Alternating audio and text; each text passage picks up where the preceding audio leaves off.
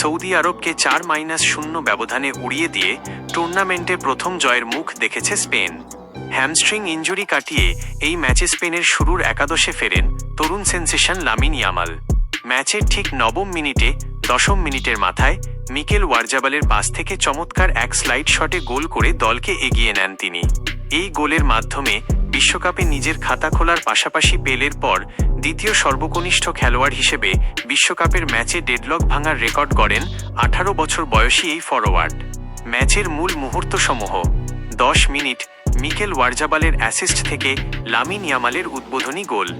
21 ও 24 minute মাত্র 3 মিনিটের ব্যবধানে মিকেল ওয়ারজাবাল জোড়া গোল ব্রেস পূর্ণ করলে প্রথমার্ধেই 3-0 ব্যবধানে এগিয়ে যায় স্পেন।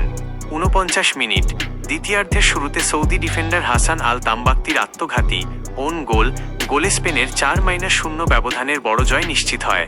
প্রথম ম্যাচে কেপ ভার্দের সাথে গোলশূন্য ড্রয়ের পর এই দাপুটে জয়ে 4 পয়েন্ট নিয়ে গ্রুপ এইচ থেকে নকআউট পর্বের দৌড়ে বেশ সুবিধাজনক অবস্থানে চলে গেল লুইস দে লা ফুয়েন্তের শিষ্যরা।